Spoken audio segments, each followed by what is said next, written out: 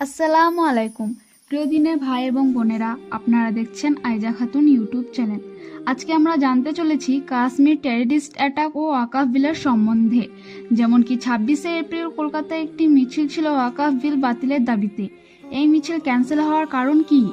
আর 22শে April কাশ্মীরের অনন্তনাগ জেলার পাহালগাম অঞ্চলের বাইশরান ভ্যালিতে যে টেররিস্ট অ্যাটাক হয়েছিল, এদের পেছনে কি পলিটিক্সের হাত আছে?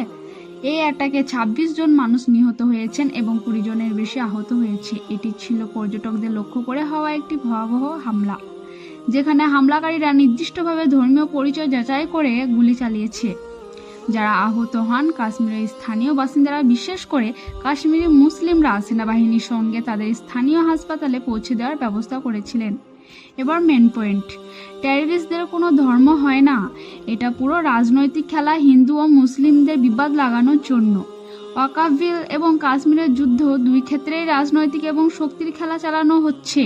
কাশ্মীরের যুদ্ধ মূলত ভূখণ্ড, ধর্ম এবং জাতীয় পর্যায়ের মধ্যে একটি গভীর সাংস্কৃতিক ও রাজনৈতিক দ্বন্দ্ব, আর ওয়াকাফ বিলের মধ্যে ধর্মীয় সংস্থা এবং সরকারের ক্ষমতা সম্পর্কিত কূটনৈতিক এবং নির্বাচন রাজনীতির প্রবেশ করছে। আমার কথাগুলো যদি ভালো লাগে আমার চ্যানেলটি সাবস্ক্রাইব করে পাশে থাকবেন এবং ভিডিওগুলি শেয়ার করবেন।